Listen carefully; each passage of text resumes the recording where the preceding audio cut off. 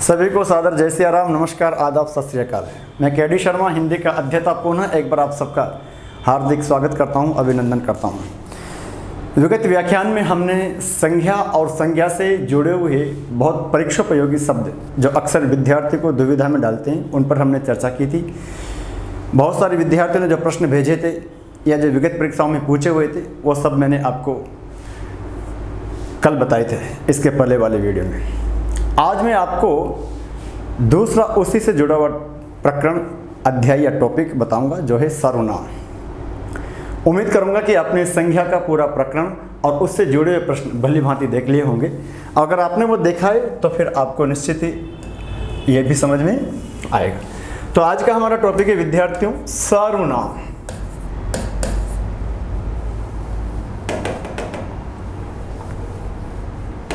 सर्वनाम देखो,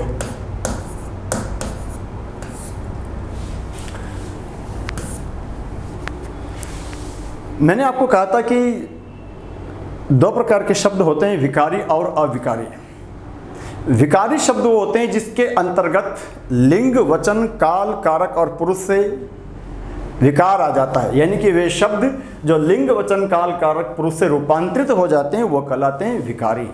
और जिनके अंतर्गत लिंग, वचन, काल, कारक, पुरुष से विकार उत्पन्न नहीं होता, यानी कि रूपांतरण नहीं आता, वो सब कहलाते हैं अविकारी।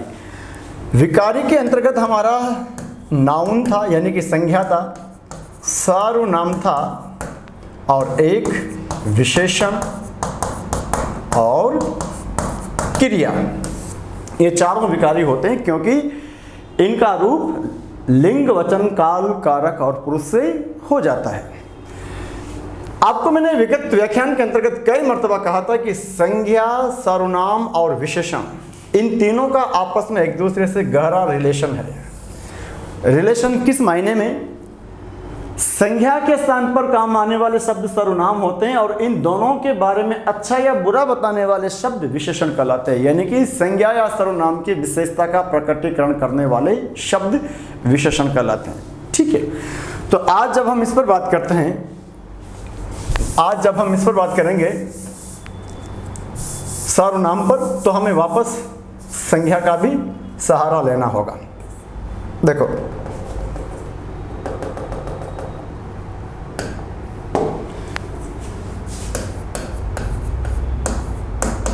सर्वनाम, अगर सर्वनाम शब्द की मैं शाब्दिक व्याख्या करूं तो इसके अंतर्गत आ रहा है एक तो सर्व और दूसरा नाम। शाब्दिक व्याख्या, सर्व का मतलब होता है सबका या सभी का, और नाम का मतलब होता है नाम, संज्ञा। तो जो किसी एक का नाम नहीं हो करके जो सभी का नाम होता है उसे कहा जाता है सर्वनाम। जो एक का नाम नहीं हो करके सभी का नाम हो, एक व्यक्ति का नाम नहीं हो करके सबके लिए यूज किया जा सके, वो कहलाता है सर्वनाम। यानी कि सर्व को अगर मैं कहूं तो यहां पर क्या कह सकता हूं जी, सभी का, और नाम का मतलब नाम, जो एक का नाम नहीं हो करके सभी का नाम हो। अगर प्रायोगिक तौर पर भी देखें तो मैं किसी का नाम नहीं है, तुम किसी का नाम नहीं है, हर व्यक्ति खुद के लिए मैं है, सामने वाला हर व्यक्ति हमारे लिए तुम होता है, आप होता है। तीन व्यक्ति खड़े हैं तो भी हम हैं, तीन महिलाएं खड़ी है तो भी हम हैं, यानी कि आई किसी का नाम नहीं है, मैं किसी का नाम नहीं है, तू किसी का नाम नहीं है, तुम किसी का नाम नहीं है, ये सबका है। और चूंकि सबका है इसलिए वो सर्वनाम है। तो सर्वनाम का शाब्दिक अर्थ क्या हो गया? सभी का नाम। पहली बात तो ये हो गया। ठीक है, अब इसकी अगर हम परिभाषा की बात करें तो बहुत आपने बाल्यावस्था से पढ़ते आ रहे हो, संज्ञा के स्थान पर काम में लिए जाने वाले शब्द सर्वनाम कहलाते हैं, या संज्ञा के स्थान पर प्रयुक्त होने वाले शब्द सर्वनाम कहलाते हैं। क्या कहा जी? संज्ञा मतलब कि संज्ञा के स्थान पर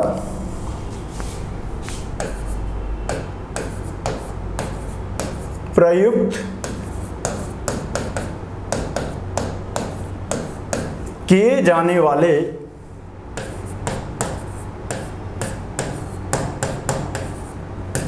संज्ञा के स्थान पर प्रयुक्त किए जाने वाले शब्द, संज्ञा के स्थान पर प्रयुक्त किए जाने वाले शब्द सर्वनाम है। सर्वनाम का शाब्दिक अर्थ है सभी का नाम।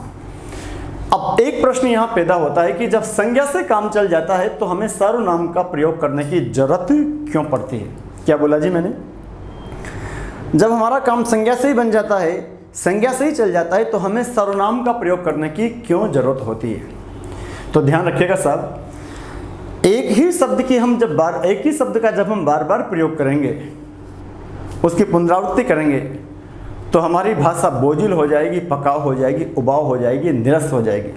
तो भाषा को सरस बनाए रखने के लिए हमें संज्ञा का प्रयोग एक बार करना होता है, उसके बाद हम सर्वनाम का प्रयोग करते हैं। क्या कर रहा हूं मैं? भाषा सरस बनी रहे, भाषा बोझिल ना हो, आनंददायक बनी रहे, रुचिकर रहे, सरल रहे। इसलिए व्याकरण का नियम है कि एक बार आप संज्ञा का प्रयोग करो, तदुपरांत सर्वनाम का प्रयोग करें। आप जरा गौर कीजिए कैसा लगे। आपसे कहा जाए कि अपने मित्र पर निबंध लिखिए। अब आपने कहा राम मेरा मित्र है, राम मेरे साथ उठता है, राम मेरे साथ बैठता है, राम मेरे साथ स्कूल जाता है, राम मेरे साथ पढ़ता है, राम के पिताजी किसान है, राम की माँ अध्यापिका है, राम बहुत अच्छा लड़का है। तो आपको लग रहा है इसमें एक चीज़ जो आपको बोरियत कर रही है, क्या? बार बार उस राम राम शब्द का प्रयोग हो रहा है। और जब एक ही शब्द का बार बार प्रयोग होता है तो कहते हैं कि भाषा बोझिल हो जाती है। आप खुद प्रैक्टिकली भी फील कर सकते हो। एक ही शब्द का हम बार बार प्रयोग करेंगे तो फिर वो हमें अरुचिकर हो जाएगा, उबाऊ हो जाएगा। तो भाषा की सरसता बनाए रखने के लिए, उसको सहज, रुचिकर और आनंददायक बनाने के लिए हमें सबसे पहले क्या करना होता है? सब संज्ञा का प्रयोग करते हैं, और अगली बार जब हम उसका प्रयोग करते हैं वाक्य में, तो संज्ञा का प्रयोग नहीं करके उसके स्थान पर कुछ शब्दों का प्रयोग करते हैं। वही शब्द सर्वनाम कहलाते हैं। तो सर्वनाम प्रयोग करने का उद्देश्य क्या हो गया? संज्ञा के पुनरुक्ति दोष को रोकना। अगर मैं अच्छी भाषा में कहूं तो क्या कर सकता हूं? संज्ञा की पुनरुक्ति को रोकना, संज्ञा के रिपीटिशन को रोकना। इसलिए हमें सर्वनाम का प्रयोग करना होता है। उम्मीद करूंगा ये तथ्य आपको समझ में आ गया होगा। क्या बोला जी? सर्वनाम शाब्दिक अर्थ क्या है? सर्वनाम का सभी का नाम। परिभाषा क्या है? संज्ञा के स्थान पर प्रयुक्त किए जाने वाले शब्द। उद्देश्य क्या है? भाषा को सरस बनाए रखना, सहज, रुचिकर बनाए रखना। तो इसके लिए हम यूज करते हैं सर्वनाम का। ठीक है। अब अगर हम बात करते हैं सर्वनाम के भेद, तो देखिए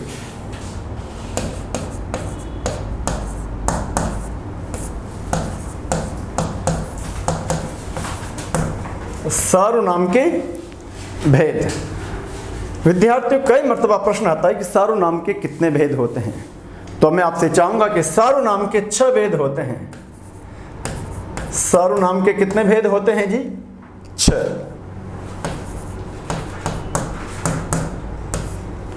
शुद्ध में शब्द आता है 6। तो ध्यान रखिएगा साहब, 6 महाप्राण और ह पूरा लिखें। 6 के साथ विसर्ग ना लगाएं। जैसा कि आप अधिकतर देखते हो 6 ऐसे पढ़ा होगा आपने जो कि अशुद्ध है। तो सर्वनाम के 6 भेद होते हैं।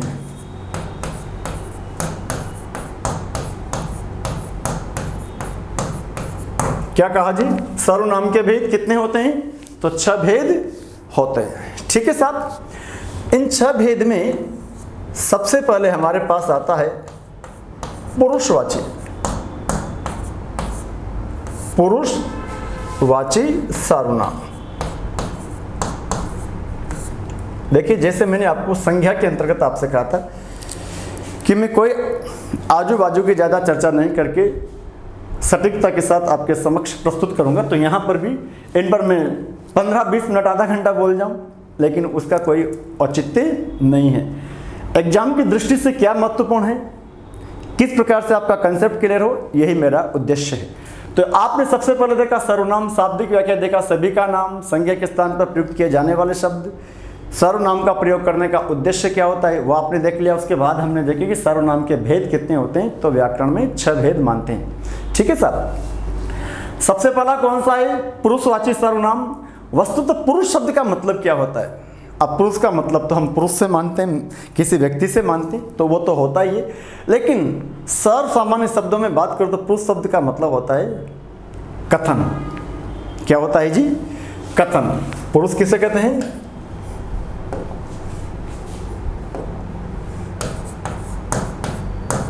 तो पुरुष का तात्पर्य आदमी से तो होता ही है, लेकिन और कथन। पुरुषवाची सर्वनाम यानी कि वो सर्वनाम जो कथन को प्रकट करेंगे। अब यहां देखेंगे तो पुरुषवाची सर्वनाम का प्रयोग किसके संदर्भ में होता है? वक्ता के लिए, श्रोता के लिए, और वक्ता और श्रोता मिलकर के जिस किसी के संदर्भ में बात कर रहे हैं यानी कि किसी अन्य के लिए, तो वो इसके अंतर्गत आते हैं। तो किस किस के लिए प्रयोग कर सकते हैं? पहले तो वक्ता, वक्ता है तो सुनने वाला क्या होगा? श्रोता।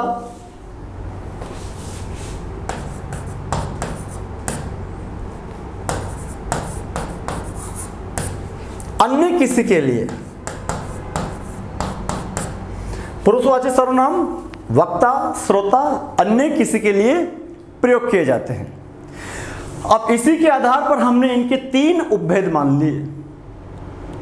वक्ता, श्रोता और अन्य किसी के लिए प्रयोग किए जाते हैं। इसी के आधार पर हमने इनके 3 उपभेद मान लिए। और 3 उपभेद क्या मान लिए? वो 3 है इसे। वक्ता होगा फर्स्ट पर्सन, श्रोता सेकंड पर्सन, और अन्य जो होगा वो थर्ड पर्सन, यानी कि उत्तम पुरुषवाची, मध्यम पुरुषवाची और अन्य पुरुषवाची। तो पुरुषवाची सर्वनाम की अगर हम बात करें तो क्या कहोगे? आपके वक्ता के लिए प्रयोग किया जाता है, श्रोता के लिए प्रयोग किया जाता है और अन्य किसी के लिए प्रयोग किया जाता है।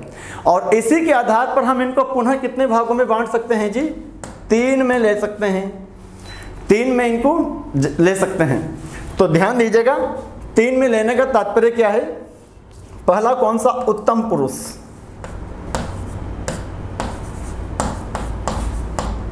उत्तम पुरुषवाची।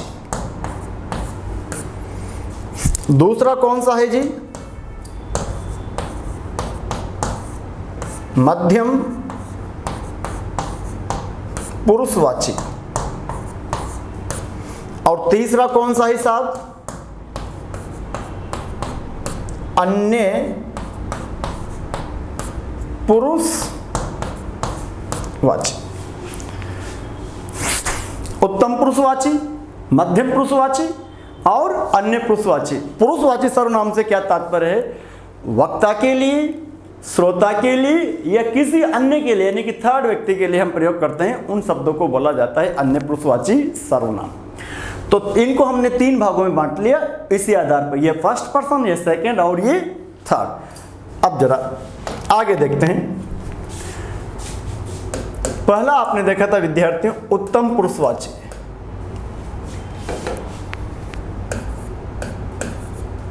उत्तम पुरुषवाची।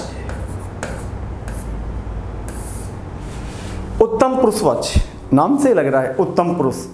और जो उत्तम पुरुष होता है वो हमेशा कौन होता है? वक्ता। तो इसका प्रयोग वक्ता के लिए या लेखक गण के लिए किया जाता है। लेखक स्वयं के लिए प्रयोग करता है और या इसका प्रयोग वक्ता के लिए किया जाता है। किसके लिए जी?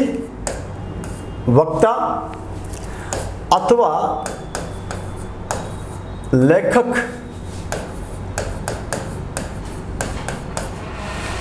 वक्ता अथवा लेखक के लिए।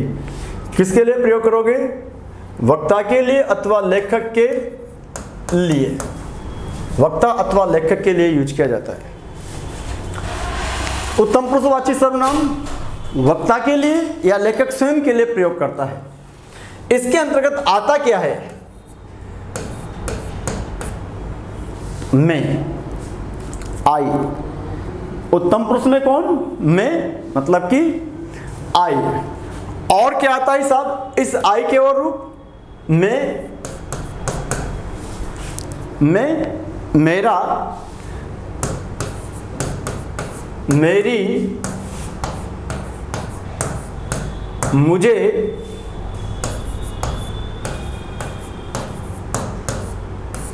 मुझको। क्या बोला साहब? मैं, मेरा, मेरी, मुझे और मुझको। यह सब किसके अंतर्गत आते हैं? ये सब आते हैं किसके अंतर्गत? उत्तम पुरुषवाची में। हम अगर इसकी बात करें आगे और, तो हम, क्योंकि मैं एक वचन होता है स्वयं के लिए यूज करते हैं, तो बहुवचन फॉर्म क्या होती है? हम, हमें, हमारा, हम, हमें, हमारा, हमें, इत्यादि।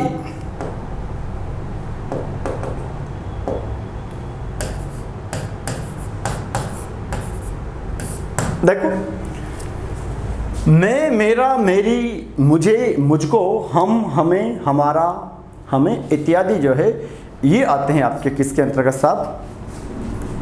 उत्तम पुरुषवाची सर्वनाम में।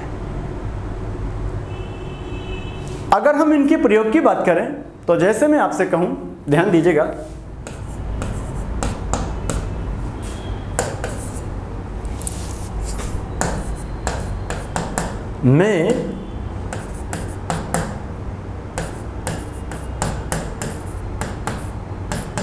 मैं आ रहा हूं। मैं पर मैंने रेखांकन कर दिया, किस प्रकार का सर्वनाम है? मैं, उत्तम पुरुषवाची।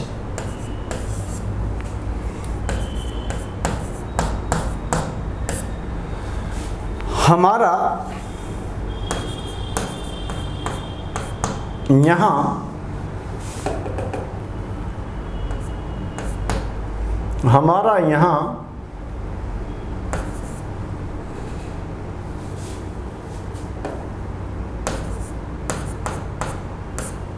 हमारा यहां,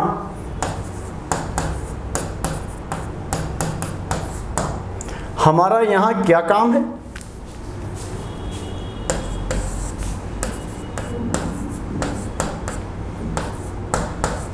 हमें तो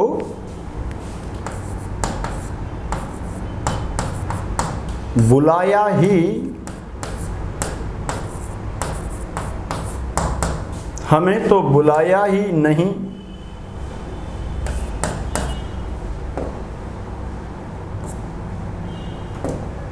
हमें तो बुलाया ही नहीं गया, हमें तो बुलाया ही नहीं गया। अब आप देखिए, मैं है, हमारा है, हमें है, ये जितने भी रेखांकित शब्द है ये सब के सब उत्तम पुरुषवाची सर्वनाम है। तो फिर याद रखिए, मैं चाहूँगा कि आपको ये कंठस्थ ध्यान रहे, सर्वनाम का तात्पर्य क्या है? सभी का नाम, शाब्दिक अर्थ है उसका। परिभाषा क्या थी? ऐसे शब्द जो संज्ञा या सर्वनाम के स्थान पर प्रयुक्त किए जाते हैं। कितने भेद होते हैं जी? 6। सर्वनाम के प्रयोग करने का उद्देश्य क्या है? संज्ञा की पुनरुक्ति दोष को रोकना, संज्ञा के रिपीटेशन को रोकना। पहला कौन सा है? उत्तम पुरुषवाची सर्वनाम। उसके अंतर्गत कौन आता है? उत्तम पुरुषवाची में बोलने वाला, यानी कि वक्ता खुद के लिए यूज करता है या लेखक स्वयं के लिए यूज करता है। ठीक है, लेखक वक्ता के लिए यूज किया जाता है। रूप क्या क्या है? तो मैं, मेरा, मेरी, मुझे, मुझको, हम, हमको, हमारा वगैरह, ये सब किसके अंतर्गत आ गए? उदाहरण आपने देख ली। उसके बाद फिर हमारे पास है दूसरा, और दूसरा है आपका मध्यम पुरुषवाची।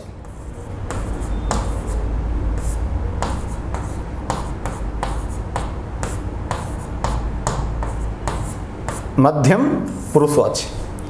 देखो जी, जब भी कोई व्यक्ति कुछ बोलता है तो यह तय है कि कोई ना कोई उसकी बात को सुन रहा होता है। अब कोई उसकी बात को सुन रहा है, इसका तात्पर्य क्या है साहब? इसका तात्पर्य यह है कि बोलने वाला हो गया आपका फर्स्ट पर्सन और सुनने वाला हो गया सेकंड पर्सन। तो जो सुनता है, जो सुन रहा है, वह है मध्यम पुरुषवाची सर्वनाम।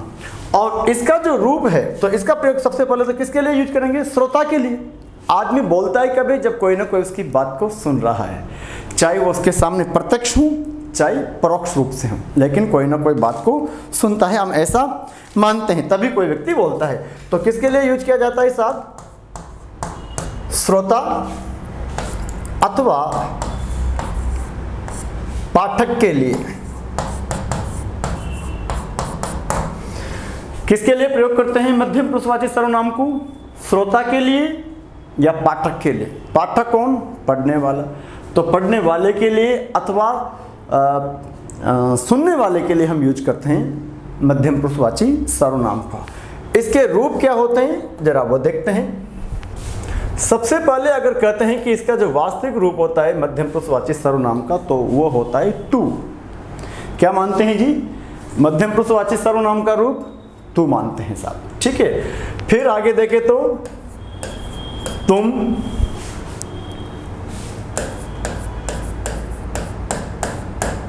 तुम्हारा,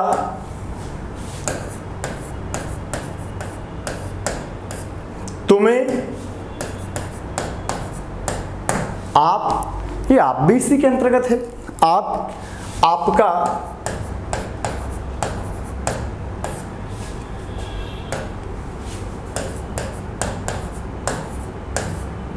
आपने, ये सब इसके अंतर्गत आ जाता है। तू, तुम, तुम्हारा, तुम्हें, आप, आपका, आपने। क्या क्या है? तू भी है, तुम भी है, तुम्हारा भी है, तुम्हारी भी हो सकता है, तुम्हें हो सकता है, तुमको हो सकता है, आप है, आपका है, आपने है, आपको है। ये सब इसके रूप माने जाते हैं, ठीक। मध्यम पुरुषवाची किसके लिए प्रयोग करेंगे? सुनने वाले के लिए। उदाहरण देखते हैं, देखो इसके उदाहरण देखते हैं।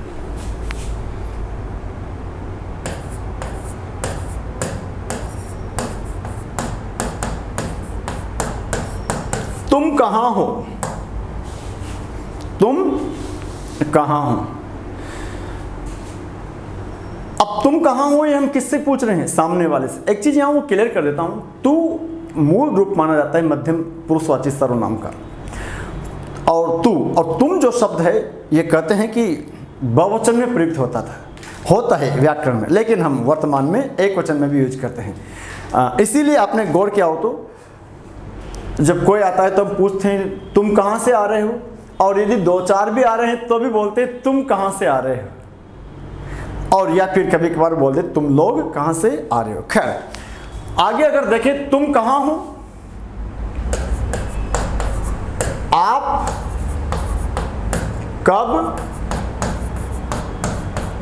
आओगे, आप कब आओगे,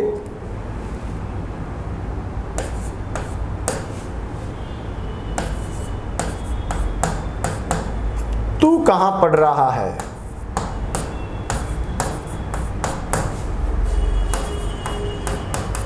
वस्तुतः ये जो तू है आजकल हम यूज नहीं करते, शिष्टता सूचक नहीं माना जाता, तू अशिष्टता माना जाता है थोड़ा, तो तू का प्रयोग नहीं करते हैं। हाँ, सम्मान प्रकट करने के लिए हम तू का प्रयोग नहीं करते हैं। तो थोड़ा सा जिससे कहते हैं ना कि जो जिनको भी हम रेस्पेक्ट करते हैं उससे तू से बात नहीं करते, ठीक है सर। तो तुम कहाँ हो, आप कब आओगे, तू कहाँ पढ़ रहा है, ये जो तीनों हैं इसके अंतर्गत यहाँ पर तुम, आप और तू, ये तीनों शब्द जहाँ मैंने रेखांकन किया है ये मध्यम पुरुषवाची सर्वनाम है। और इसीलिए अगर मान लो आप लेखक हो और आप पुस्तक लिख रहे हो, आपने पुस्तक लिख दी, उस पर आपने लिखा कि मैं आप सभी को ये पुस्तक भेंट कर रहा हूँ, उम्मीद करता हूँ कि पुस्तक आपको पसंद आएगी। तो जब वो कहता है कि उम्मीद करता हूँ कि आपको ये पुस्तक पसंद आएगी, तो ये आपको यहाँ पर कौन है? पाठक, जो उस पुस्तक को पढ़ेगा। इसलिए मध्यम पुरुषवाची के अंतर्गत श्रोता और या फिर पाठक आता है, ठीक है। तीसरा हमारे पास कौन सा था साहब? अन्य पुरुषवाची सर्वनाम।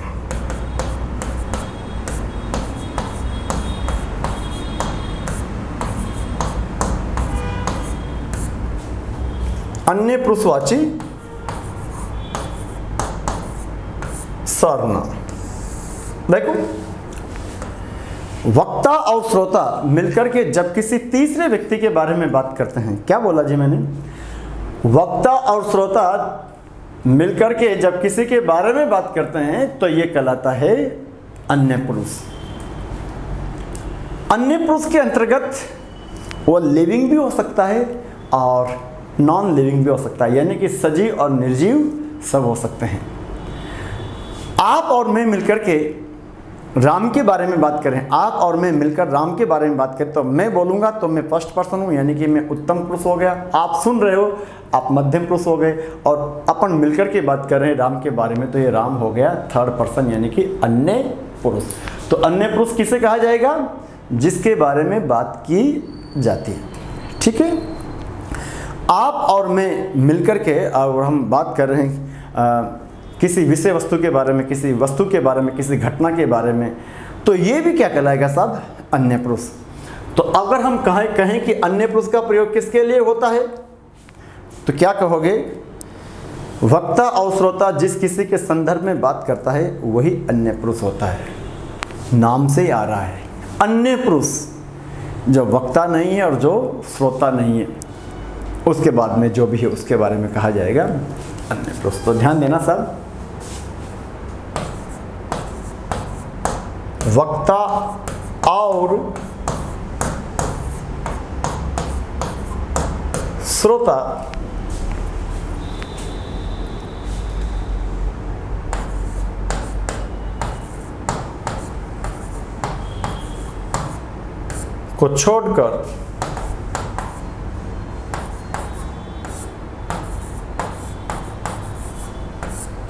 जिस किसी के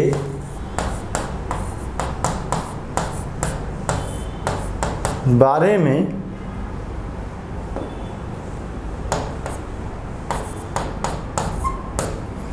बात की जाती है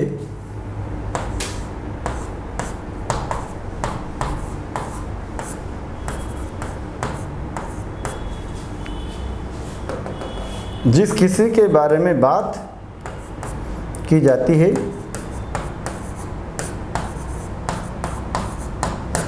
अन्य पुरुषवाची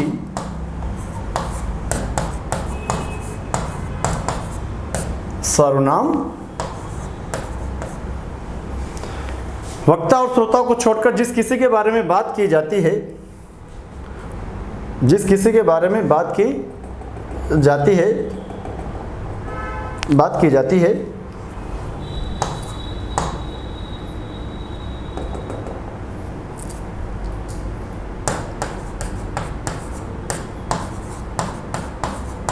अन्य पुरुषवाची के अंतर्गत आते हैं।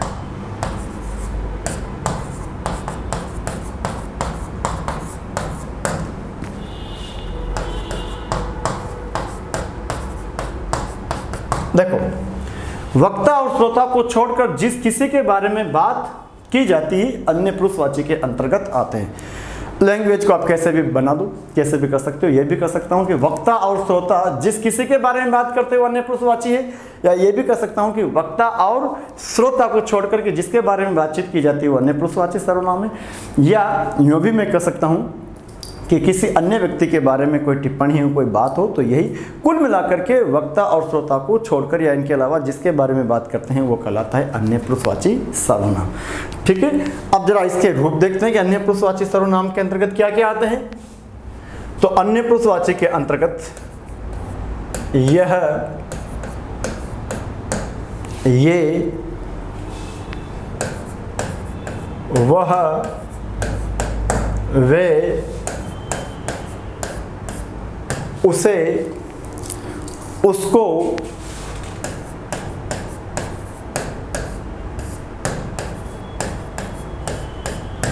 इसे, यह, ये, वह, वे, उसे, उसको, इसे, इन्हें, उन्हें, इट इज एटसेट्रा। क्या क्या कहा साहब? यह, ये, वह, वे, उसे, उसको, इसे, इन्हें, उन्हें आदि, ये सारे अन्य ही तो है ना। इसी के अंतर्गत एक वचन है, कोई बहुवचन है। अब देखो, यह एक वचन है और ये बहुवचन है। यह एक वचन है, कोई लड़का आ रहा है तो क्या बोलूंगा? यह कहां से आ रहा है? एक पेन है, यह किसका है? दो चार बच्चे आ रहे हैं, ये कहां से आ रहे हैं? दो चार पेन है मेरे पास, तो क्या बोलूंगा? ये किसके हैं? बात समझ में आ रही है? तो एक वचन, बहुवचन, पास के लिए, वह एक वचन दूर के लिए, वे बहुवचन लेकिन दूर के लिए। वे कहाँ जा रहे हैं, वह कहाँ जा रहा है। एक और कभी कभी हम बहुवचन शब्दों का प्रयोग एक वचन के लिए भी कर लेते, सम्मान प्रकट करने के लिए, वो आगे चर्चा करूंगा। तो ये इसके रूप होते हैं। उदाहरण देखते हैं जरा इसके।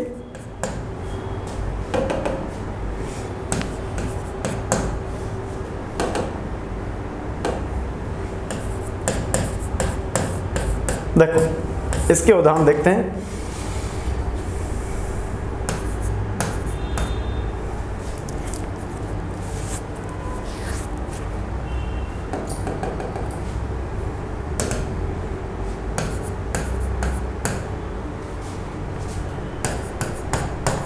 वह आज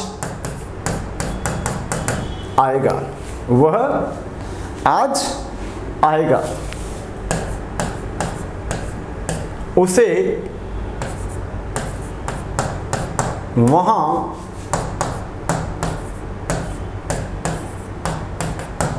वहां जाने दो। उन्हें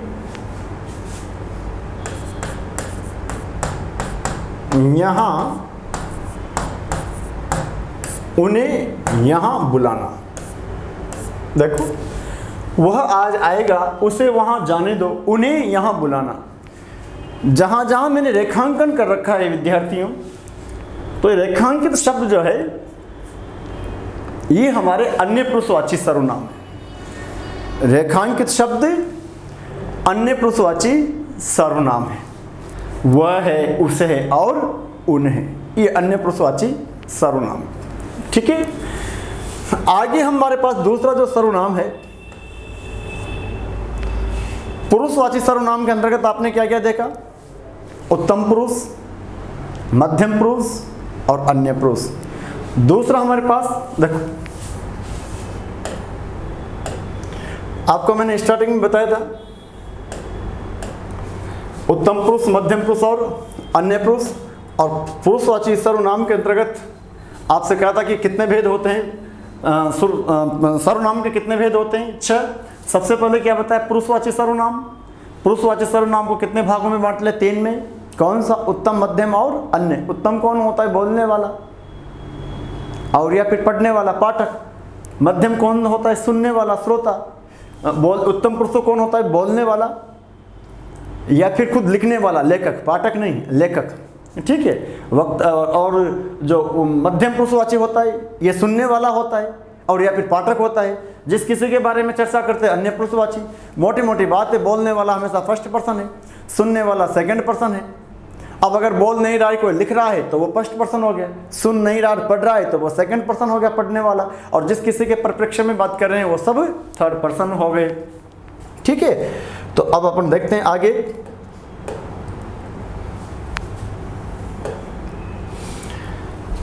दूसरा हमारे पास है निश्चयवाची, जरा नोट कर लीजिएगा।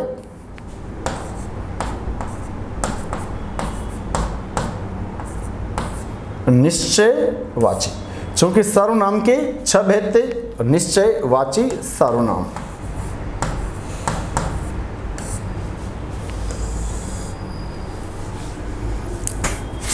निश्चयवाची सर्वनाम नाम से ही लग रहा है, जो किसी व्यक्ति, वस्तु, घटना, व्यापार की निश्चयात्मकता का बोध कराएगा। निश्चय का मतलब ही क्या हो गया, आपने तय कर दिया, पक्का कर दिया आपने कि ये निश्चयवाची।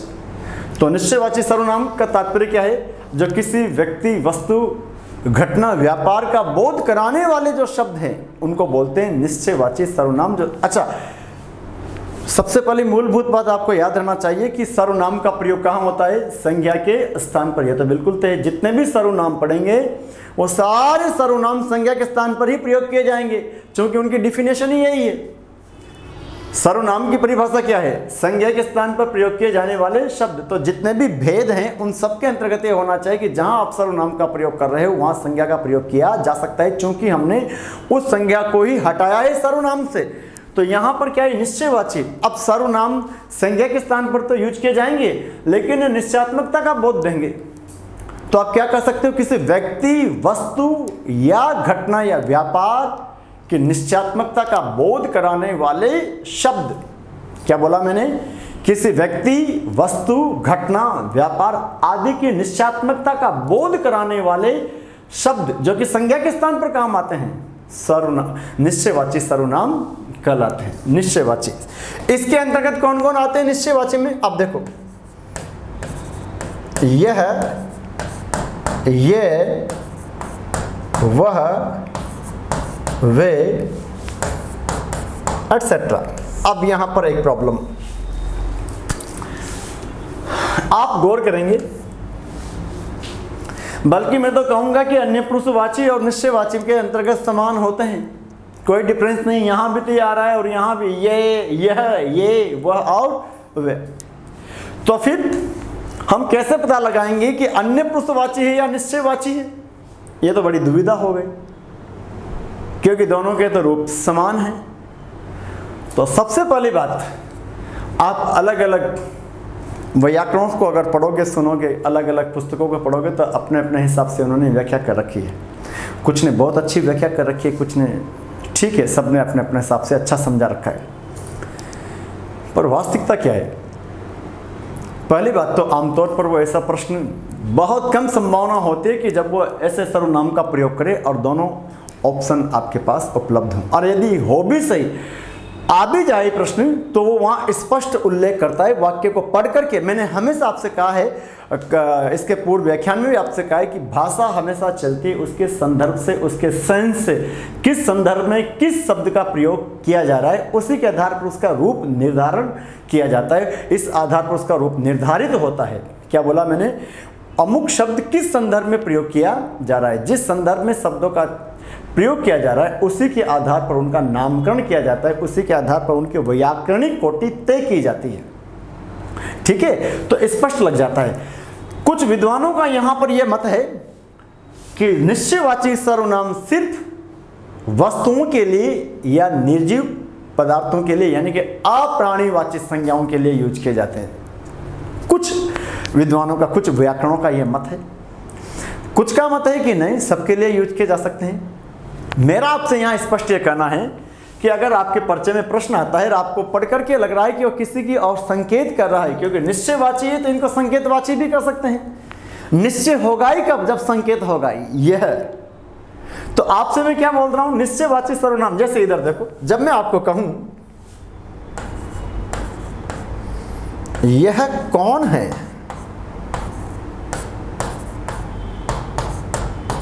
यह कौन है, अब ऑटोमेटिकली मेरी अंगुली उठ रही होगी या दृष्टि जा रही है या मेरी गर्दन, मेरी मुंडी घूम रही है उधर, ये कौन है? ऐसे तो खड़ा होकर नहीं पूछूंगा, नहीं ये कौन है। इस मुद्रा में तो मैं ये नहीं पूछ सकता कि यह कौन है। अगर मैं कहता हूं कोई भी व्यक्ति, मैं ही नहीं, कोई भी, चाहे वह इन तथ्यों से परिचित हो नहीं हो, वह निरक्षर भी है, तब भी वो क्या पूछेगा? ये कौन है, ये कौन है, ये कौन है। तो यहां पर आपको लग रहा है ये, तो अब ऐसी कंडीशन में आप यहां प्रायिकता किसको देंगे? निश्चयवाची सर्वनाम को। ध्यान रखिएगा साहब, मैं फिर बोल रहा हूं, जनरली ऐसे मैंने बहुत न के बराबर कम प्रश्न देखे जहां वो दोनों ऑप्शन में देता है, क्योंकि ये बात उसको भी पता है। परीक्षक इस तथ्य से अनभिज्ञ नहीं है, क्योंकि यहां पर दुविधा रहती है। पर अगर आ जाए और आपको इस प्रकार से दिया जा रहा है, परिचय पूछने के लिए किसी की और संकेत किया जाता है, और तो फिर वहां आप उसको निश्चयवाची मानेंगे। आपने कहा यह भास्कर है, यह भास्कर है। आपने कहा यह कौन है? आंसर मिला यह भास्कर है। किसी का नाम है भास्कर, यहाँ भगवान सूर्य से नहीं है, कोई व्यक्ति का नाम है, यह भास्कर है। तो अब यहां ये परिचय दे रहा है, संकेत कर रहा है। चलिए आगे देखते हैं। देखो एक दो उदाहरण और देखते हैं।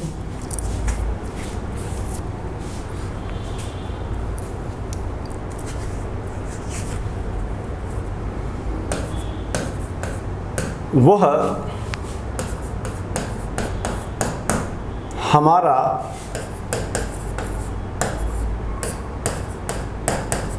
वह हमारा स्कूल है, यानी कि वह स्कूल हमारा है। तो मैंने इसको बदलाव करके कैसे, वह हमारा स्कूल है, वह हमारा स्कूल है।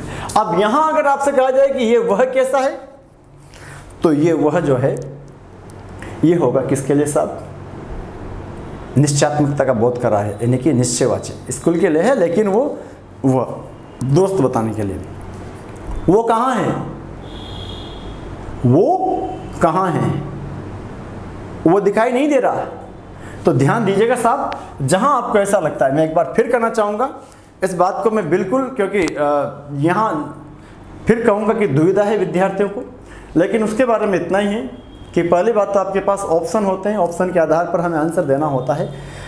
दूसरी बात, वाक्य पढ़कर के हमें लगना चाहिए कि लेखक ने उसका प्रयोग किस संदर्भ में किया है। तो वाक्य पढ़ने के बाद हमें समझ बैठ जाता है कि यहाँ पर अन्य पुरुषवाची होना चाहिए या फिर निश्चयवाची। उसके बाद फिर हमारा तीसरे नंबर पर आता है विद्यार्थियों अनिश्चयवाची।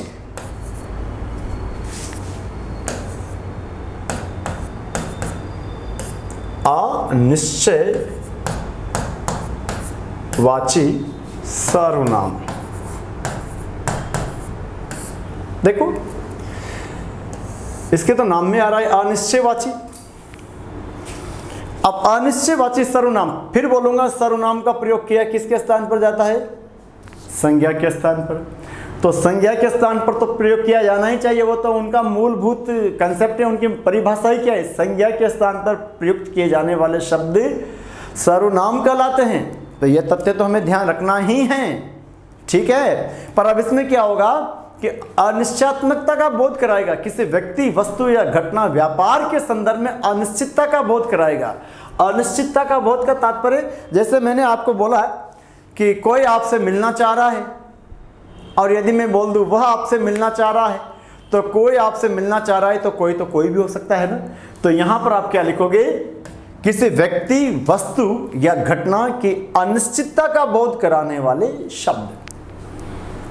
क्या कहा मैंने, मेरे संग आप रिपीट कीजिए, किसी व्यक्ति, वस्तु, घटना आदि का, या किसी व्यक्ति, वस्तु, घटना, व्यापार आदि की अनिश्चितता का बोध कराने वाले शब्द अनिश्चयवाची सर्वनाम कहलाते हैं। फिर बोलूंगा सर्वनाम प्रयोग कहाँ किए जाते हैं, संज्ञा के स्थान पर। तो ऐसे शब्द जो अनिश्चितता का बोध कराए किसी व्यक्ति, वस्तु या घटना के बारे में। मेरे सुधी छात्रों और छात्राओं, इसके अंतर्गत क्या आते हैं, देखो, कोई, किसी और कुछ। ध्यान दीजिएगा साहब, कोई, किसी और कुछ, ये तीन शब्द इसके अंतर्गत प्रयुक्त किए जाते हैं। विशेष याद रखना मेरे सुधी विद्यार्थियों, कोई और किसी का प्रयोग सजीवों के लिए किया जाता है। किसके लिए जी, सजीवों के लिए।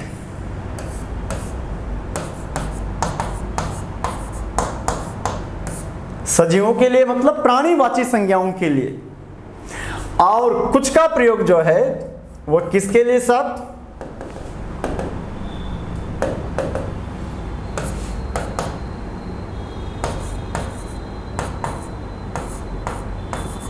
निर्जीव के लिए। किसके लिए, निर्जीव के लिए, या छोटे मोटे कीट पतंगे जो होते हैं, कीड़े मकोड़े जो होते हैं, छोटे जो क्रिएचर्स होते हैं, उनके लिए यूज करते हैं। क्या बोला साहब मैंने, कोई और किसी का प्रयोग सजीवों के लिए, जबकि कुछ का प्रयोग निर्जीव पदार्थों के लिए, निर्जीव वस्तुओं के लिए, और साथ में अगर मैं कहूं तो छोटे मोटे जो कीड़े मकोड़े होते हैं उनके लिए भी हम कुछ का प्रयोग करते हैं। जैसे मैंने आपको कहा, पानी में कुछ गिर गया। क्या बोला जी मैंने, पानी में कुछ गिर गया। अब जब मैं आपसे कहूंगा पानी में कुछ गिर गया, तो इसका तात्पर्य क्या है, कुछ भी निर्जीव वस्तु, या फिर हो सकता है छोटे मोटे कोई कीट पतंगे गिर जाए तो भी क्या बोल देते हैं, कुछ गिर गया। पर यदि मैं बोल दूं पानी में कोई गिर गया, फिर तो थोड़ा सा मामला बड़ा हो गया नहीं, कोई गिर गया यानी कि कोई व्यक्ति गिर गया। दाल में कुछ गिर गया, और अगर आप बोल दो दाल में कोई गिर गया, तो थोड़ी सी बात अप्रासंगिक हो जाएगी, उटपटांग हो जाएगी। तो कहना क्या चाह रहा हूं कि कोई और किसी का प्रयोग सजीवों के लिए, जबकि कुछ का प्रयोग कुछ मत कहो, कुछ मत कहो, कुछ मत सुनो, कुछ खा लो, कुछ दिखाई दे रहा है, किसी को मत बताना, कोई आपका इंतजार कर रहा है, वहां कोई बैठा हुआ है। समझ में आ रही बात? तो उदाहरण देखते हैं हम। देखो,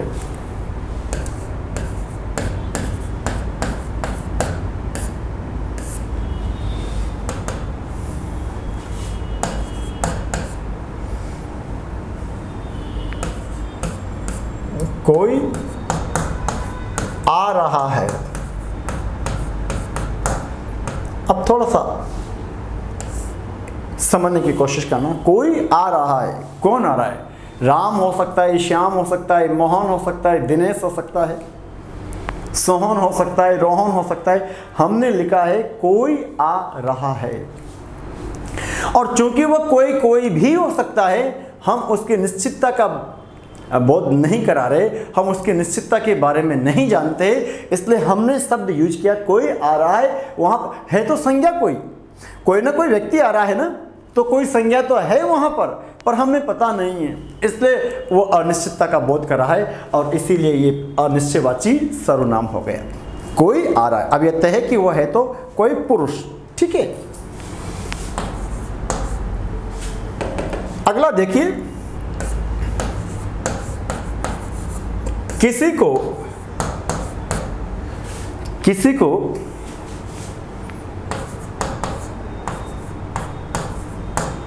को बुलाना। अब आप मर्जी है जिसको बुलाओ, राम को बुलाओ, मोहन को बुलाओ, कमल को बुलाओ, दिनेश को बुलाओ, सुरेश को बुलाओ, श्याम को बुलाओ, भास्कर को बुलाओ, किसी को भी बुलाओ, आपकी मर्जी है जिसको बुलाओ। तो कहने का मेरा आशय तात्पर्य क्या हुआ जी, कि यह भी क्या हो गया, अनिश्चयवाची। और जब मैं आपसे कहूं, जरा समझने की चेष्टा करना आपको ना, कुछ खा लो,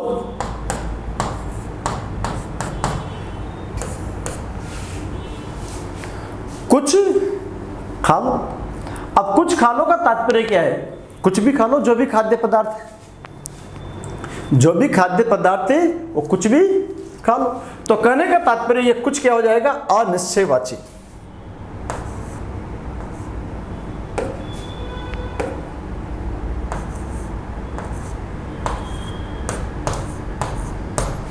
कुछ मत पीना। क्या लिखा? कुछ मत पीना। अब जब आपने कहा कि कुछ मत पीना, तो यहां पर पुनः कुछ क्या हो रहा है, अनिश्चयवाची। तो मैं यहाँ आपको सिद्ध यह करना चाह रहा हूं कि कोई और किसी का प्रयोग हम सजीवों के लिए, प्राणीवाची संज्ञाओं के लिए करते हैं, जबकि कुछ का प्रयोग अप्राणीवाची या निर्जीव वस्तुओं के लिए, या छोटे मोटी जो कीट पतंगे होती है उनके लिए करते हैं। ठीक है सर? तो ये था हमारा कौन सा, अनिश्चयवाची। चलिए आगे मूव करते हैं चौथे पर। अब तक आपने कौन कौन से पढ़ लिए? पुरुषवाची, उसमें प्रथम पुरुष या उत्तम पुरुष, मध्यम पुरुष, अन्य पुरुष। दूसरा कौन सा पढ़ा आपने? निश्चयवाची। तीसरा पढ़ा आपने कौन सा? अनिश्चयवाची। अब चौथे पर आते हैं। देखो, निजवाची बहुत महत्वपूर्ण है। निजवाची सर्वनाम,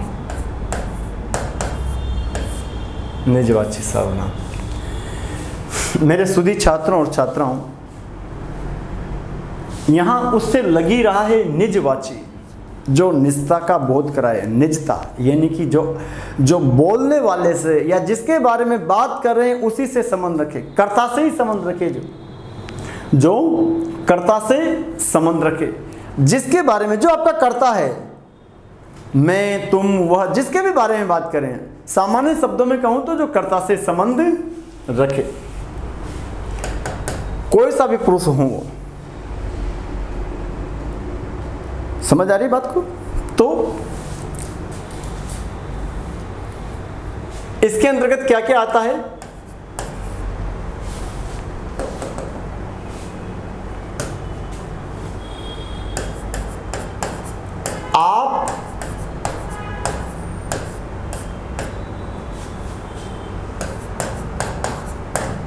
अपने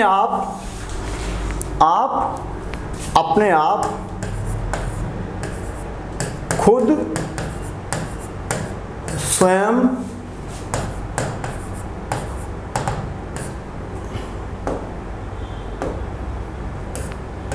स्वतः, क्या लिखा है साहब? आप अपने आप खुद स्वयं स्वतः, ये सारे शब्द जो है विद्यार्थियों किसमें माने जाते हैं? निजवाची सर्वनाम। फिर बोलूंगा निजवाची सर्वनाम होता क्या है? वो सर्वनाम जो कर्ता के लिए प्रयोग किए जाते हैं, जो आपके वाक्य का कर्ता है उसी के संदर्भ में, वो कोई भी हो उसी के संदर्भ में प्रयोग, उसी के लिए प्रयोग किए जा रहे हैं, संदर्भ भी नहीं बल्कि उसी के लिए प्रयोग किए जा रहे हैं। जैसे उदाहरण देखो,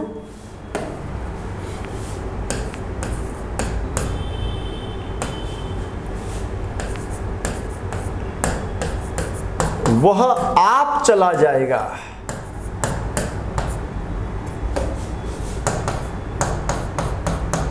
वह आप चला जाएगा, आप परेशान न हो।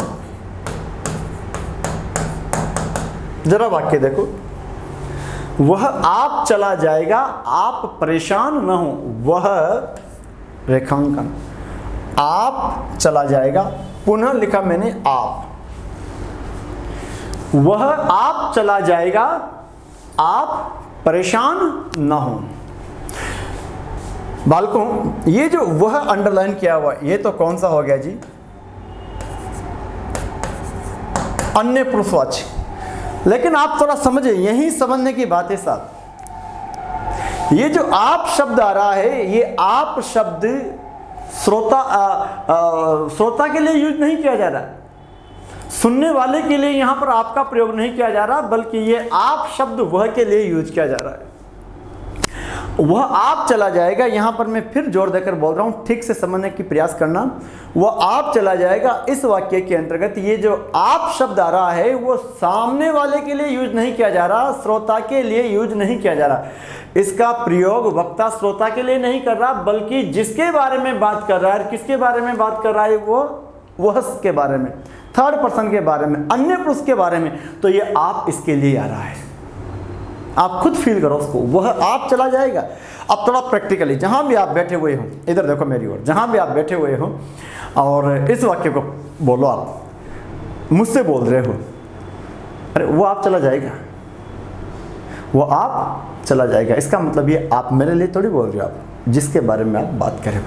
वस्तुतः हम लोक व्यवहार में, लोकाचार में हम इसको बोल देते हैं, वो अपने आप चला जाएगा।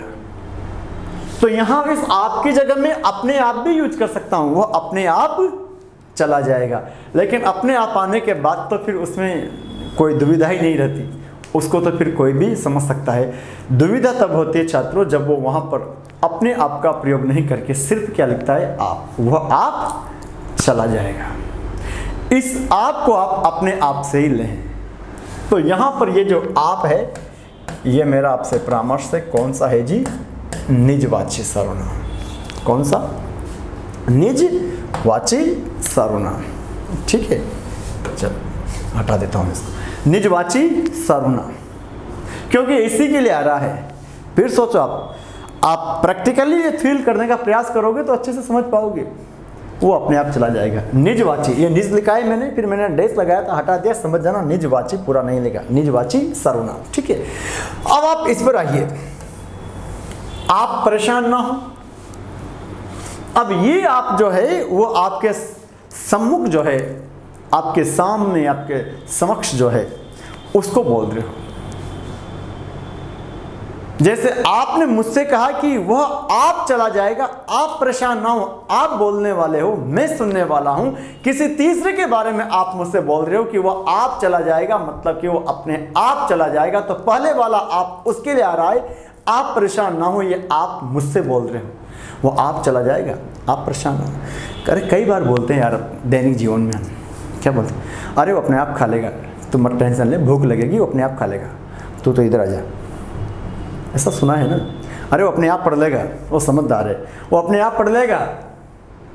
आप क्यों टेंशन करते हो, आप क्यों टेंशन करते हो? ये आप है सुनने वाला, वो अपने आप पढ़ लेगा। तो वो अपने आप पढ़ लेगा मतलब कि वो आप पढ़ लेगा, ये आप उसी के लिए आ रहा है। ठीक है साहब, तो ये आप जो आ रहा है यहां पर, ये है मध्यम पुरुषवाची सर्वनाम। कौन सा जी? ये मध्यम पुरुषवाची सर्वनाम। ये कौन सा हो गया आपका? निजवाची। एक दो वाक्यों के माध्यम से और देखते हैं। देखो,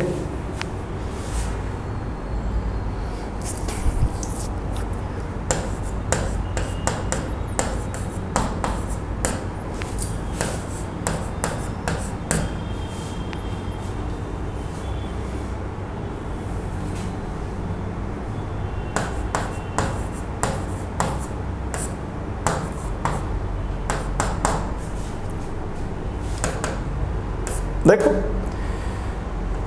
क्या लिखा है, मैं आप इसे समझ लूंगा, मैं आप इसे समझ लूंगा। मैं फिर आपसे कहूंगा, क्या हमने अपने लोकाचार में जनरली ऐसे शब्द नहीं पढ़े, हम पढ़ते हैं मैं अपने आप समझ लूंगा। कई बार होता है जब कोई आपको समझाने की चेष्टा करता है और आप जब पजल्ड हो जाते हो तो उससे बोलते हैं, अरे तू छोड़े ना यार, मैं अपने आप इसे संभाल लूँगा, मैं अपने आप इसे हल कर लूँगा, मैं अपने आप इससे निपट लूँगा, मैं अपने आप इसे समझ लूँगा। लेकिन हम जनरली बोलते हैं अपने आप। गलत नहीं है, वो भी सही है। आप यहाँ लिख सकते हो अपने आप, बिल्कुल सही है। मैं अपने आप इसे समझ लूँगा, that is correct at all, कोई गलती नहीं है उसके अंतर्गत। लेकिन मैं आपसे कहना क्या चाह रहा हूं, इस वाले वाक्य के अंतर्गत अगर आप भी आ जाए, मैं आप इसे समझ लूंगा, ये भी सही है। इसका तात्पर्य यह है कि मैं अपने आप समझ लूंगा। तो यहां आप ध्यान रखिएगा कि इस वाले केस के अंतर्गत यहां जो आप आ रहा है, ये फिर मैं आपसे बोलूंगा, ये कौन सा सर्वनाम हो गया जी? निजवाची। जबकि ये मैं कौन सा है जी? उत्तम। याद है? एक दो उदाहरणों के माध्यम से और देखते हैं। देखो,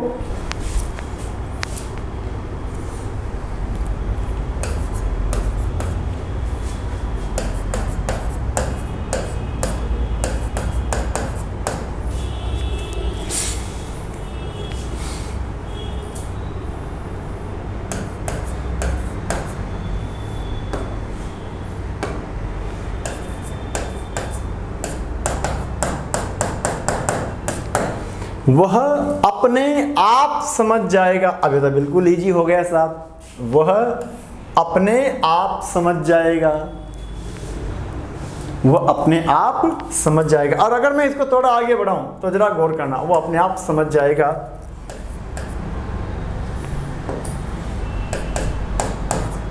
वो अपने आप समझ जाएगा। आप कुछ मत, आप कुछ मत बताओ।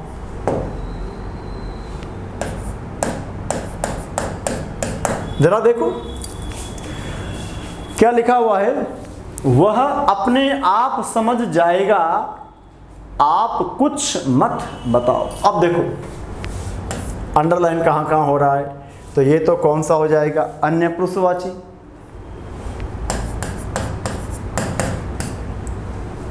और अन्य पुरुषवाची ऑप्शन में ना हो तो निश्चयवाची।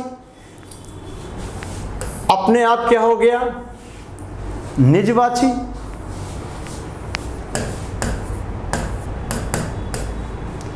ये आप क्या हो गया?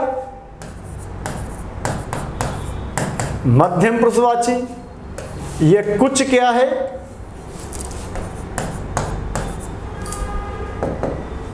अनिश्चयवाची।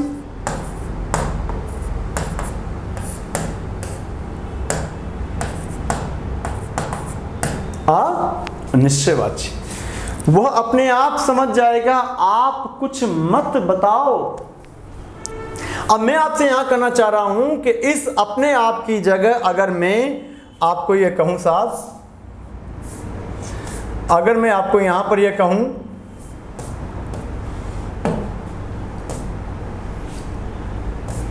क्या देखो कि अगर इसकी जगह मैं यूज करूं शब्द को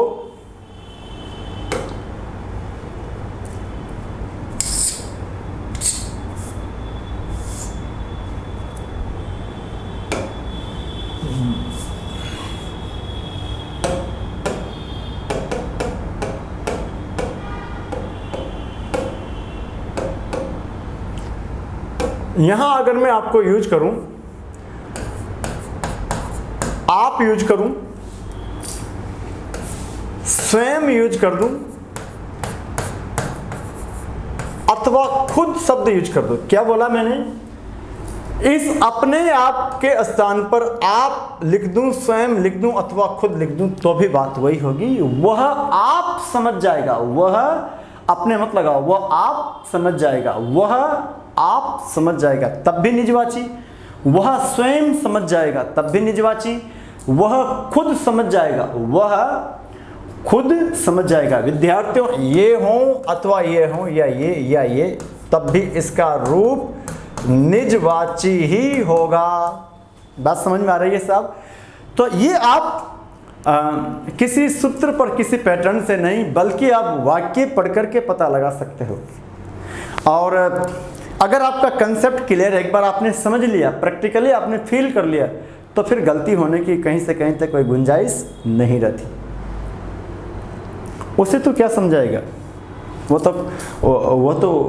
स्वयं समझ लेगा, वो आप समझ लेगा, तो क्यों परेशान हो रहा है? कई बार बोलते हैं। तो जहां हम ऐसा बोलते हैं तो वहां पर समस्या तब होती है कि जब दोनों जगह आप होता है, दोनों जगह जब आप शब्द का उल्लेख होता है, वह आप समझ जाएगा, आप कुछ मत कहो। मैंने सारे सर्वनाम की व्याख्या कर दी इसके अंतर्गत कि यहाँ पर ये वो अन्य है, अन्य ना हो तो निश्चय है, अपने आप या आप जो है निजवाची है, और आप ये मध्यम है, और कुछ अनिश्चयवाची है। मेरा आपसे यहाँ परामर्श क्या था कि जब यहाँ अपने आप नहीं होकर, स्वयं और खुद ना होकर, क्योंकि स्वयं और खुद तो पहचाने में आ ही जाते हैं, अगर शब्द होता कि वह आप समझ जाएगा, आप कुछ मत को, तो दो बार आप आइए, तो फिर आप वाक्य को पढ़कर ही पता लगाओगे कि दूसरा वाला आप हम श्रोता के लिए यूज कर रहे हैं, जो हमारी बात को सुन रहा है उसके लिए यूज कर रहे हैं। ठीक, ये था आपका कौन सा जी? आपने कौन कौन से पढ़ लिए?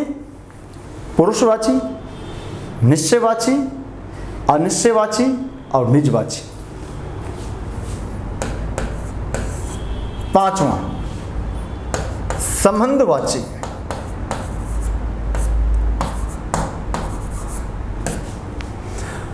अच्छा, यहां एक बात और विशेष करके पहले आपको नोट कर देता हूं मैं। देखो होता क्या है कि ये जो आप शब्द है ना, ये तीन सर्वनाम में प्रयोग किया जाता है, तीन अर्थों में, तीन संदर्भ में यूज किया जाता है। तो मैं आपको चाहूंगा कि आप विशेष करके ये टिप्पणी नोट करें, उसके बाद फिर मैं आपके आगे आऊंगा किस पर? संबंधवाची सर्वनाम। क्या करना चाह रहा हूं, विशेष करके एक तथ्य नोट करो।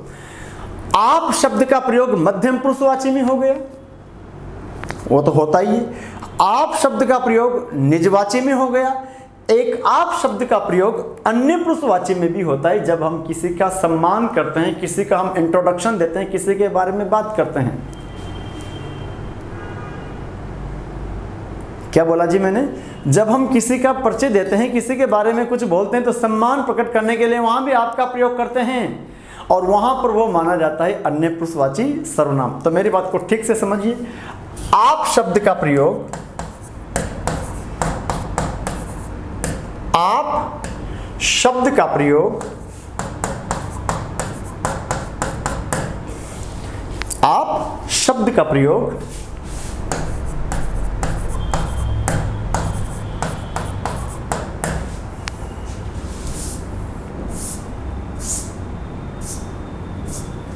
आप शब्द का प्रयोग मध्यम पुरुषवाची, इसमें तो होता ही है।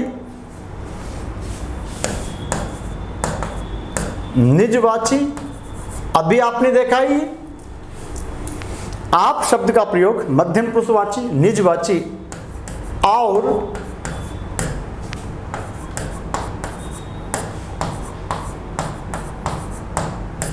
अन्य पुरुषवाची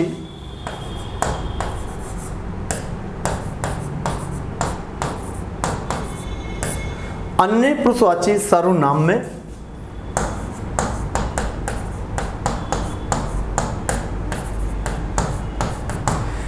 याद रखना, जब खुद के लिए मैं लिखते हैं तो दो बिंदी मतलब दो मात्रा और ऐनक की मात्रा, एडी की नहीं, एक मात्रा नहीं, दो मात्रा और अनुस्वार। ये तो किसके लिए? आई के संदर्भ में मैं खुद के लिए यूज करते हैं। और जब किसी वस्तु के भीतर की अवस्था को डिनोट करना हो तो यानी कि इन के अर्थ में, बहुत सारे विद्यार्थी यहाँ पर त्रुटि करते हैं। ये समझ आ रहा है कुछ क्या बोला मैंने? जब मैं स्वयं के लिए उत्तम पुरुषवाची सर्वनाम में फर्स्ट पर्सन के लिए, खुद के लिए हम मैं का प्रयोग करते हैं तो मात्रा दो आती है, मतलब कि ऐनक की आती है और अनुस्वार आता है। और जब हम मैं का प्रयोग भीतर के लिए, अंदर की स्थिति बताने के लिए यूज करते हैं तो हिंदी में एक मात्रा यानी एडी की मात्रा और अनुस्वार आता है। देखो ये मैं आई, इंग्लिश में लिख दिया मैंने आई, और मैं, जैसे मैंने कहा मैं कमरे में हूँ, मैं कमरे में हूँ, तो मैं किसके लिए आ रहा है? पहला वाला खुद के लिए, दो मात्रा अनुस्वार। कमरे में एक मात्रा है। ठीक है, उम्मीद करूँगा इसको ध्यान रखिएगा, क्योंकि बहुत सारे विद्यार्थी इसमें कंफ्यूज होते हैं, तो मैंने यहीं पर नोट करा दिया, आपको नोट करा। देखो क्या लिखा है, सुनिए।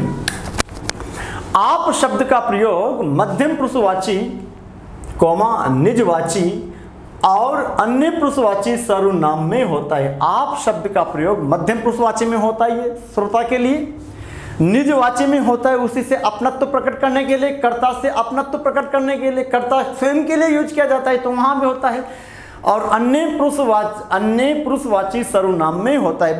अभी अन्य पुरुषवाची सर्वनाम में कैसे होता है उसको देखते हैं। यहां से आपके परिचय में प्रश्न भी आता है। देखो साहब,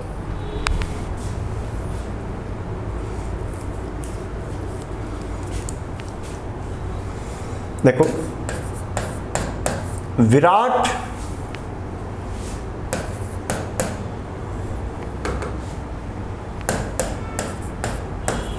विराट कोहली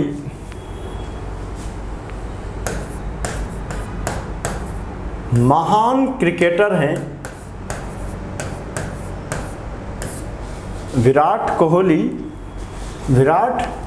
महान क्रिकेटर हैं।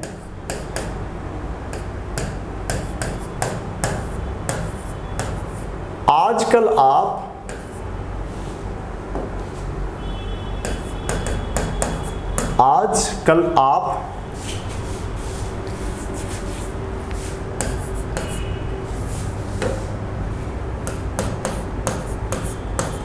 भारतीय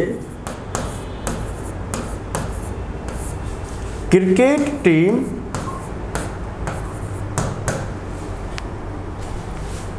का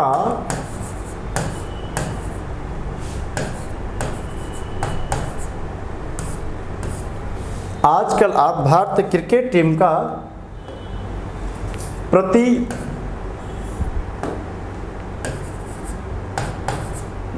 प्रतिनिधित्व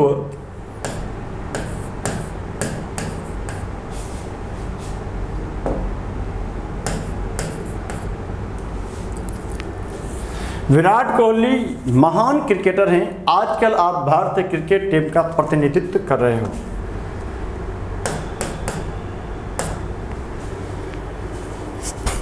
विराट कोहली महान क्रिकेटर हैं। आजकल आप भारतीय क्रिकेट टीम का प्रतिनिधित्व कर रहे हो की जगह रहे हैं, चूंकि हम सम्मान प्रकट करने के लिए रहे हैं।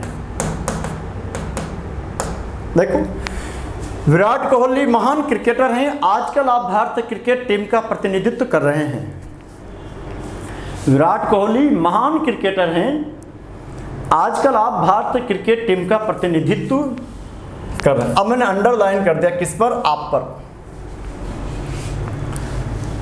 प्रथम दृष्टया देखने से यह प्रतीत होता है कि यहां पर आप शब्द जो है वो मध्यम पुरुषवाची सर्वनाम होना चाहिए, यानी कि सेकंड पर्सन होना चाहिए, पर ऐसा नहीं है। ऐसा नहीं है। हम यहाँ उनका परिचय दे रहे हैं, हम यहाँ उनका सम्मान प्रकट कर रहे हैं, और सम्मान प्रकट करने की वजह से हम यहाँ परिचय देने की वजह से ये जो आप शब्द है यहाँ पर, ये है आपका अन्य पुरुषवाची सर्वनाम। कौन सा जी? मैं जोर देकर बोल रहा हूँ, यहाँ से परिचय में प्रश्न आता है इस टाइप से वाक्य देख करके, तो विशेष याद रखना।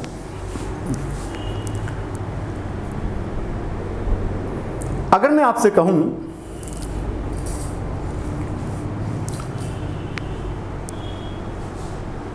पंडित जवाहरलाल नेहरू भारत के प्रथम प्रधानमंत्री थे, आपने डिस्कवरी ऑफ इंडिया नामक पुस्तक लिखी, तो ये आपने यहाँ पर अन्य पुरुषवाची होगा। अगर मैं आपसे कहूँ बाल गंगाधर तिलक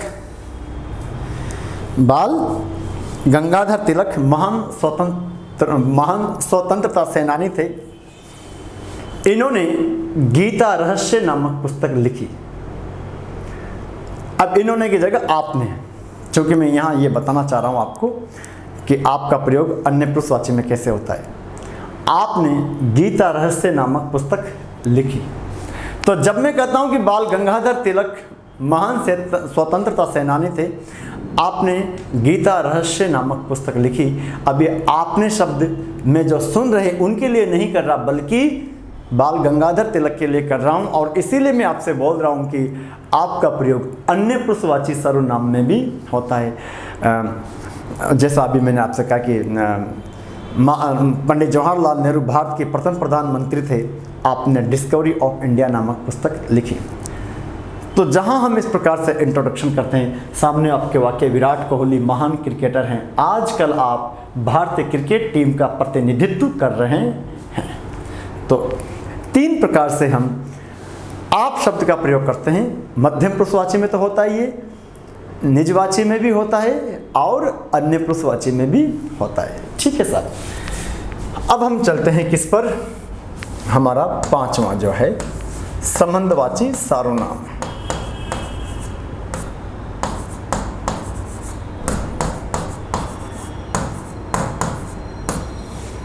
संबंधवाची सर्वनाम, देखो संबंधवाची सर्वनाम नाम से लग रहा है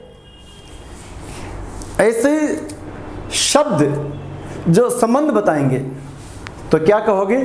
संबंध बताने वाले शब्द। क्या जी? संबंध बताने वाले। कैसे? जो, सो, जो, वह, या।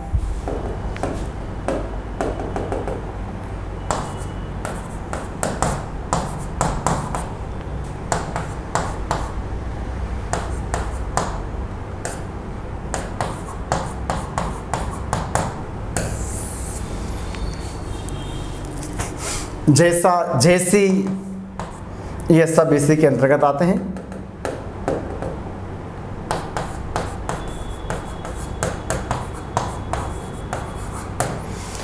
तो क्या करना चाह रहा हूं, नोट कर लेना आप लोग, ये सब किसके अंतर्गत आते हैं? संबंधवाची सर्वनाम, जो कि आपस में रिलेशनशिप को प्रकट करते हैं। नाम से लग रहा है। उदाहरण देखते हैं, देखो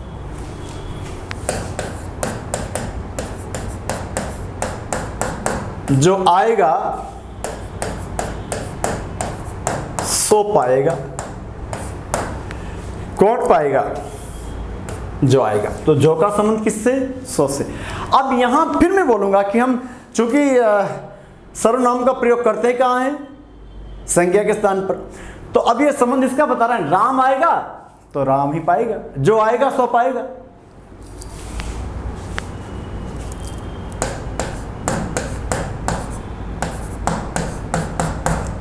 जो पढ़ेगा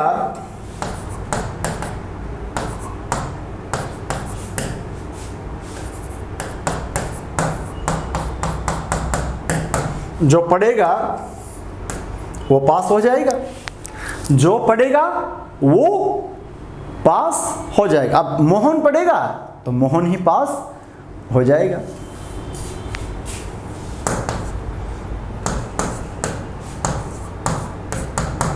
जो करेगा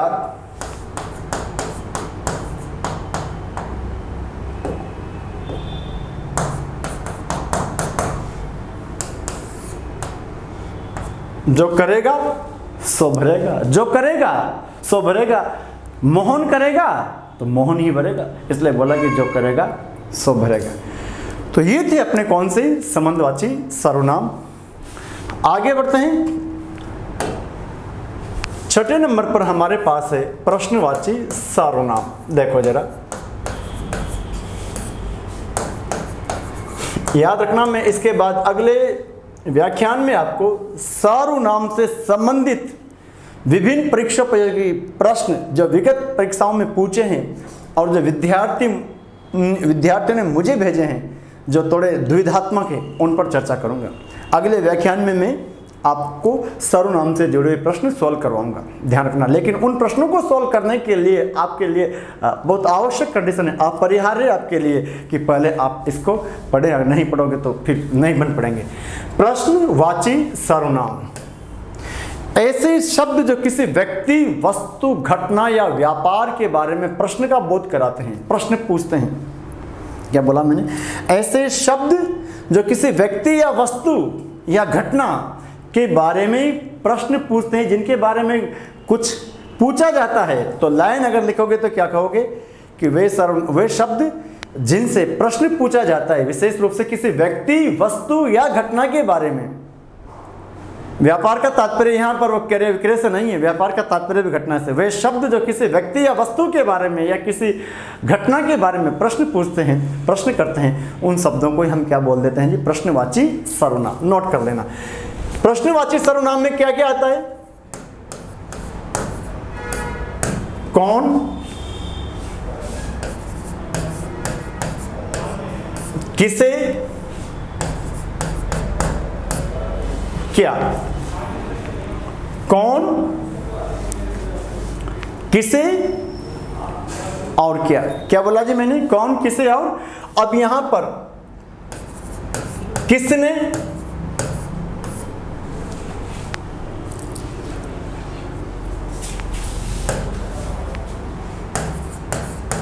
किसको,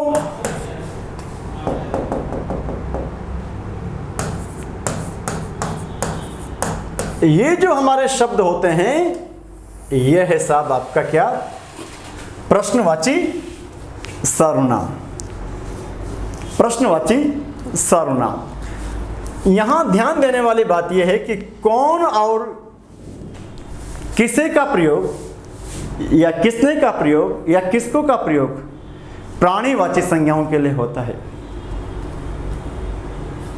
क्या बोला जी? कौन का प्रयोग, किसे का प्रयोग, किसने का प्रयोग और किसको का, इनका प्रयोग हम करते हैं किसके लिए? प्राणीवाची संज्ञाओं के लिए, यानी कि सजीवों के लिए। जबकि क्या का प्रयोग निर्जीव वस्तुओं के लिए या अप्राणीवाची संज्ञाओं के लिए करते हैं, या छोटे मोटे कीट पतंगों के लिए भी हम इसका प्रयोग करते हैं। ठीक है। जैसे कोई व्यक्ति आ रहा है तो कौन आ रहा है, क्या आ रहा है तो नहीं होगा ना। कुछ खा रहे हो तो क्या बोलूंगा? क्या खा रहे हो। कौन खा रहे हो तो नहीं होगा। तो देखिए, तो यहां आप इस तथ्य का उल्लेख कर लें, कौन, किसे या इसी से जुड़े हुए शब्द, किसने, किसको, इनका प्रयोग किसके लिए होता है?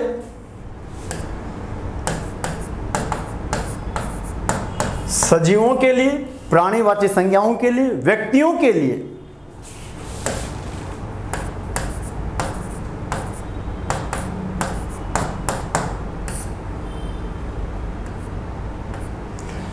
व्यक्तियों के लिए किया जाता है, सजीवों के लिए किया जाता है। किसका प्रयोग?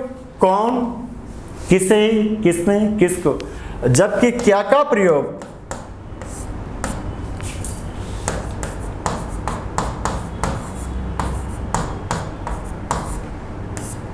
अप्राणीवाची या निर्जीव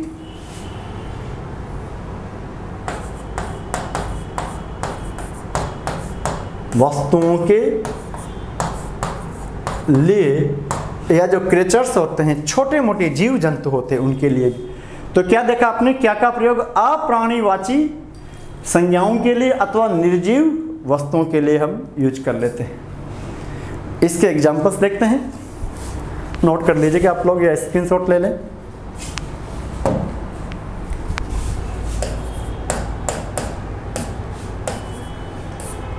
कौन आ रहा है?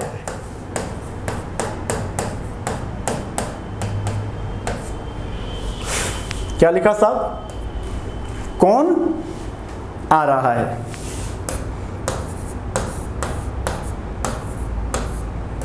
किसने कहा? किसने कहा? क्या खाओगे?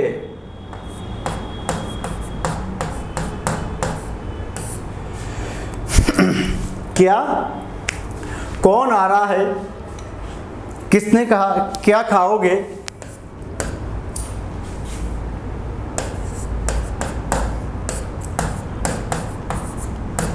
क्या देख रहे हो?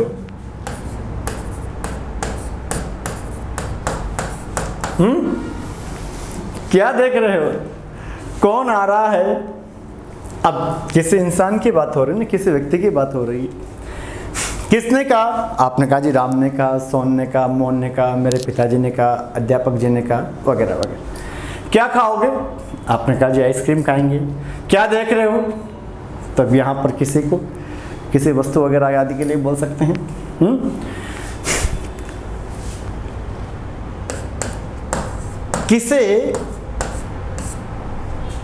किसे जाना है? अब किसे जाना है मतलब किसको जाना है? किसे भेजूं? बोलते ना, अच्छा वहां किसे भेजूं मतलब किसको भेजूं।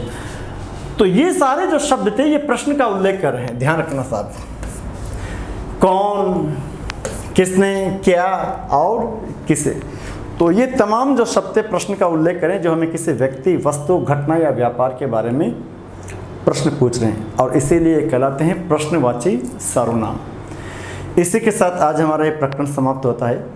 मैं एक बार फिर आपको बता देता हूँ कि हमने आज अध्ययन किसका किया है? सर्वनाम का। शाब्दिक अर्थ क्या है सर्वनाम का? सभी का नाम। परिभाषा क्या थी? संज्ञा के स्थान पर प्रयुक्त किए जाने वाले शब्द सर्वनाम कहलाते हैं। क्यों करने पड़ते हैं प्रयुक्त?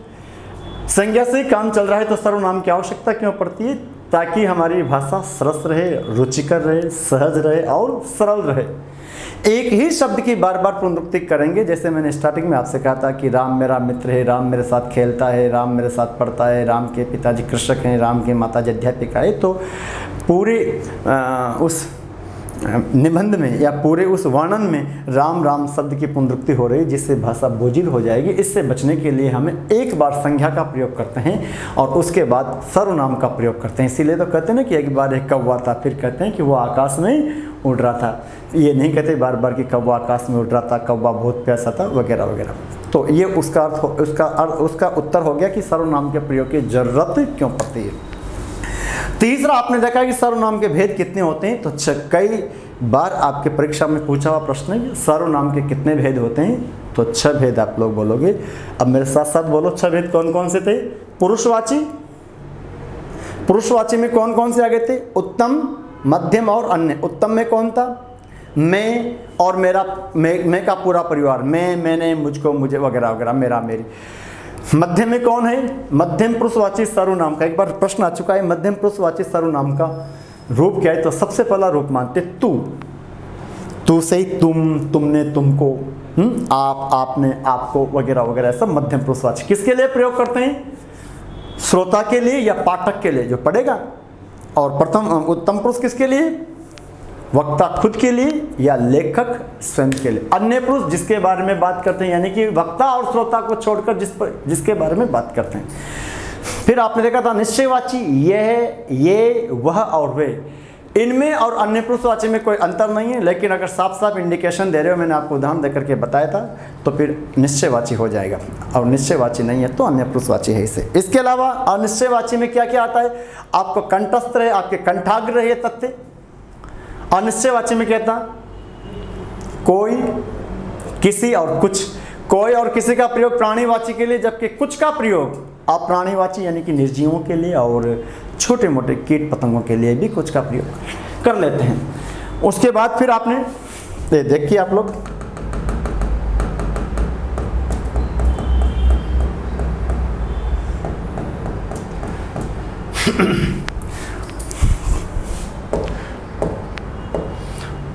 अनिश्चयवाची में कोई किसी और कुछ, कोई और किसी सजीव कुछ निर्जीव, उसके उदाहरण आपके समक्ष हैं।